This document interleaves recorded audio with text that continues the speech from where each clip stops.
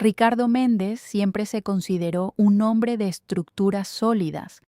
Como ingeniero civil de renombre en la ciudad de Monterrey, su vida estaba construida sobre cimientos de lógica, precisión y una confianza casi matemática en el orden de las cosas.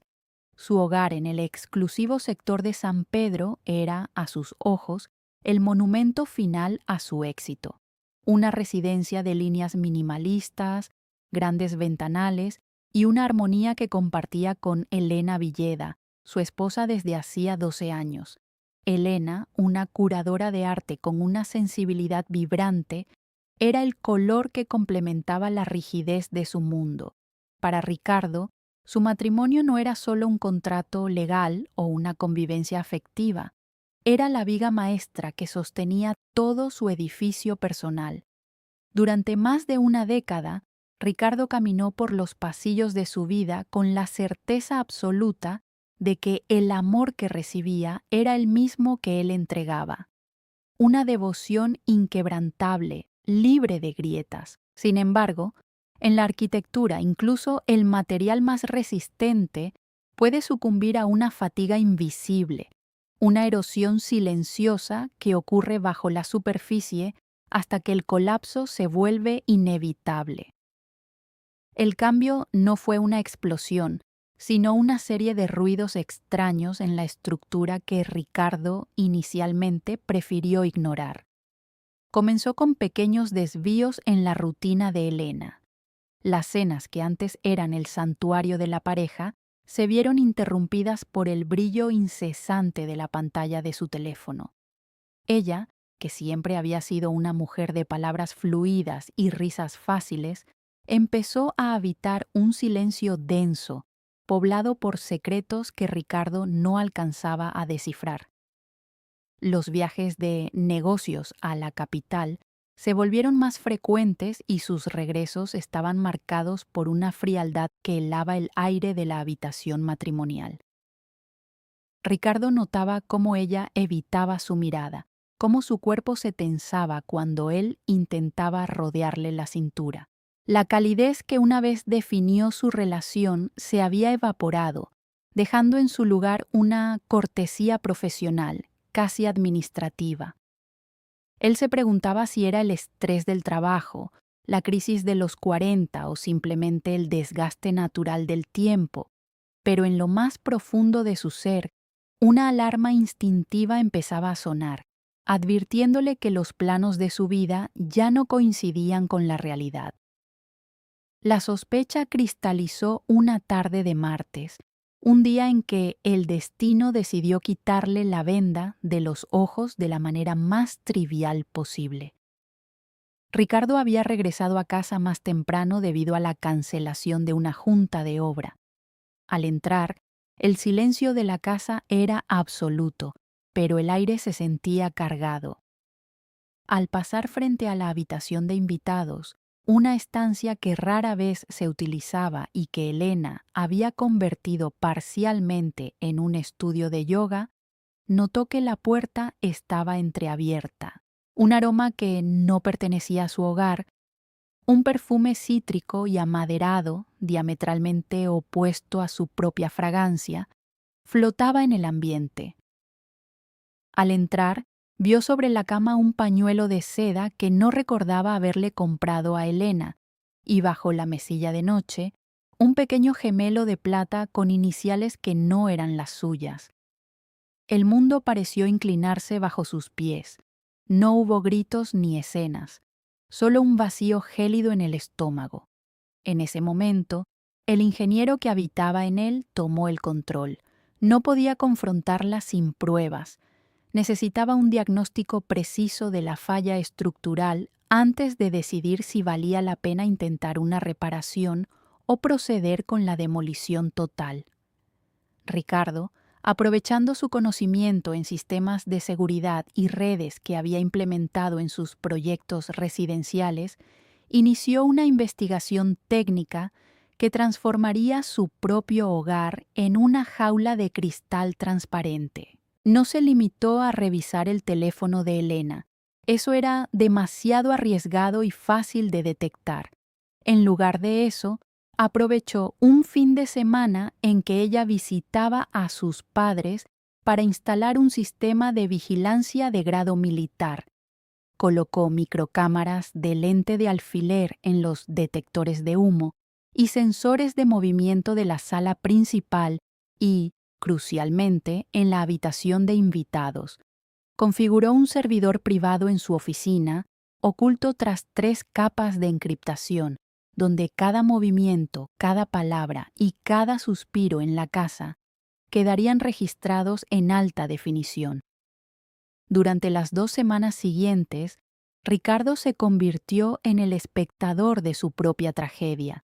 Se sentaba en su oficina a altas horas de la noche, observando a través del monitor cómo Elena recibía en su cama a un hombre que reconoció con náuseas, Marcos, un antiguo colega de la universidad y supuesto amigo de la familia. Ver la traición en 4K, escuchar las risas de complicidad y las burlas veladas hacia su propia ceguera, rompió algo dentro de Ricardo que la lógica no podía reparar. La rabia de Ricardo no buscaba solo el divorcio, buscaba una forma de justicia que fuera tan pública como su humillación era privada. Decidió que no sería él quien llevara la noticia a los demás, sino que dejaría que la verdad se presentara por sí misma. El plan fue diseñado con la misma precisión con la que diseñaba un puente colgante. Se acercaba el aniversario de bodas de sus suegros, una celebración que cada año reunía a ambas familias en una gran cena. Ricardo anunció que, debido a un viaje urgente a Chicago, no podría asistir físicamente, pero que había preparado una sorpresa tecnológica para homenajear a los padres de Elena. Les envió un enlace de una plataforma de streaming privada a todos los miembros de la familia, padres, hermanos, primos y tíos, diciéndoles que debían conectarse a las 9 de la noche del viernes para ver un video conmemorativo que había editado con fotos de la última década. Elena, sintiéndose segura por la supuesta ausencia de su marido, vio en esa noche la oportunidad perfecta para invitar a Marcos a la casa, sin sospechar que el homenaje era en realidad una transmisión en vivo desde las cámaras de la habitación de invitados. El viernes por la noche, mientras la familia Villeda y los Méndez estaban reunidos en la casa de campo de los suegros, todos abrieron el enlace en sus respectivos dispositivos y proyectaron la señal en la pantalla principal del salón. Lo que esperaban que fuera un montaje nostálgico de recuerdos felices se transformó rápidamente en una pesadilla de realidad cruda. La cámara, estratégicamente situada, mostraba a Elena y Marcos entrando en la casa, compartiendo botellas de vino que Ricardo había comprado y eventualmente moviéndose hacia el dormitorio. Los gritos de horror y el silencio estupefacto en la reunión familiar fueron proporcionales a la claridad de las imágenes. El padre de Elena, un hombre de valores conservadores, tuvo que ser asistido al ver a su hija en una situación tan comprometedora. Ricardo, que en realidad estaba estacionado a 2 cuadras de su casa observando todo desde su tableta, sintió una satisfacción amarga. La exposición era total.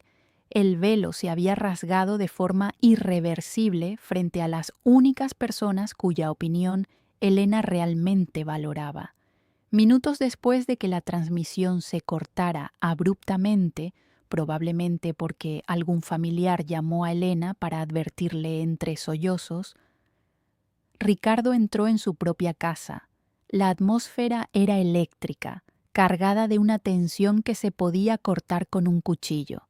Encontró a Elena en la sala, temblando, con el teléfono aún en la mano y el rostro pálido como la cera. Marcos ya se había escabullido por la puerta trasera, huyendo como el cobarde que siempre fue. No hubo necesidad de explicaciones. Elena intentó balbucear una disculpa, Buscó desesperadamente una grieta en la armadura de Ricardo para insertar una narrativa de victimismo, pero él no le dio espacio. «No hay nada que discutir, Elena», le dijo con una voz que sonaba extrañamente tranquila, desprovista de la furia que quemaba sus venas. «Los planos de esta casa ya no te incluyen. He dejado tus maletas en la entrada. Mañana mi abogado te enviará los documentos». Esa noche, Ricardo durmió solo en la casa vacía, rodeado por el eco de una vida que ya no existía, sintiendo que, aunque había ganado la guerra de la verdad, el territorio conquistado estaba completamente devastado.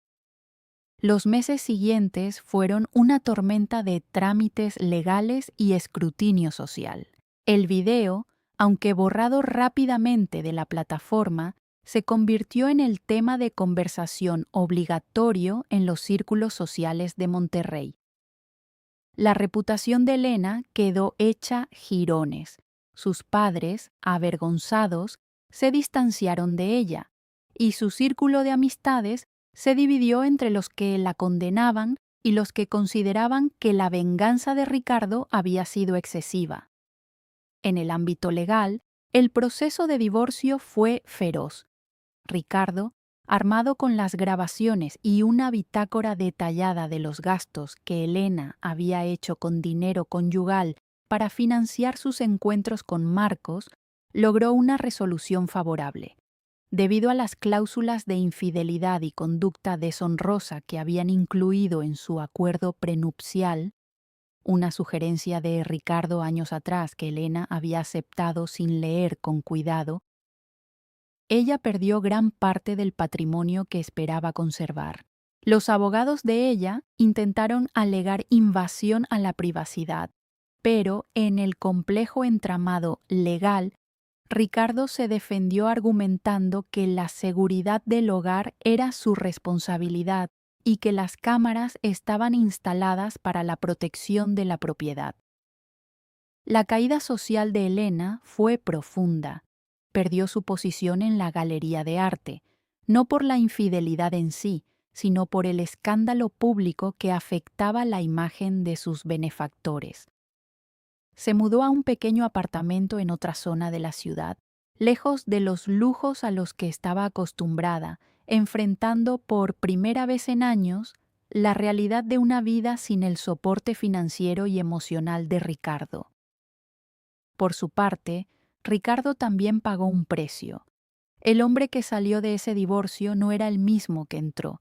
Se volvió más reservado, más cauteloso, casi paranoico en sus relaciones personales. Sus amigos notaron que ya no hablaba de estructuras sólidas ni de cimientos. Ahora hablaba de la impermanencia y de la fragilidad de la condición humana.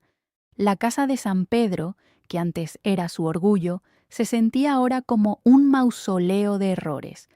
Decidió venderla, deshaciéndose de cada mueble y cada objeto que guardara el rastro del perfume de Elena o el eco de sus mentiras.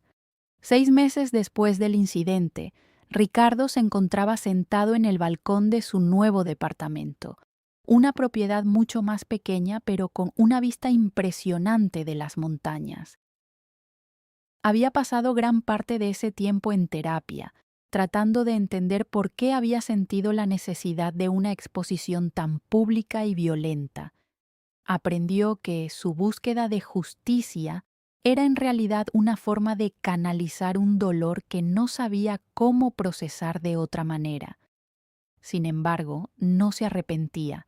La verdad, aunque dolorosa y destructiva, le había devuelto su libertad.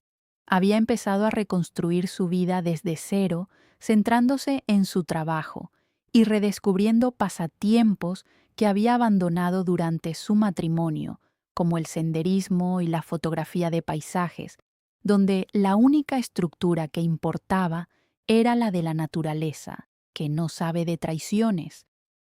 El contacto con la familia de Elena era inexistente, a excepción de un breve mensaje de su ex-suegro, quien le pidió perdón por el comportamiento de su hija. Ese gesto le dio a Ricardo el cierre que necesitaba. Entendió que la infidelidad de Elena no era un reflejo de su valor como hombre, sino una falla en el carácter de ella. La técnica de vigilancia y el trap montado no habían sido más que herramientas para confirmar lo que su instinto ya sabía. A veces, para salvar la integridad de una persona, es necesario permitir que la estructura antigua se derrumbe por completo, permitiendo que el terreno quede despejado para una nueva construcción. Al final, las reflexiones de Ricardo sobre la justicia y la curación se volvieron más profundas. Se dio cuenta de que la verdadera sanación no vino del momento en que el video se reprodujo ante la familia, ni de la victoria en los tribunales. La sanación comenzó la primera mañana en que se despertó y no pensó en lo que ella estaba haciendo o con quién estaba. El perdón, descubrió, no era para Elena, sino para sí mismo, por haber permitido que su felicidad dependiera tanto de otra persona. La vida, como la ingeniería, requiere revisiones constantes y, a veces, demoliciones necesarias. Mirando hacia el horizonte de Monterrey, Ricardo Méndez finalmente comprendió que no se puede construir nada duradero sobre una mentira y que la verdad, por más amarga que sea, es el único material capaz de resistir el paso del tiempo. Su historia no era solo una crónica de despecho, sino el relato de un hombre que aprendió a ser su propio arquitecto en un mundo donde incluso los corazones más cercanos pueden ocultar los secretos más oscuros. Ahora, con los pies firmes en la tierra y la mente despejada, estaba listo para diseñar un futuro donde la confianza no fuera un regalo ciego, sino un edificio construido piedra a piedra, con honestidad y respeto mutuo.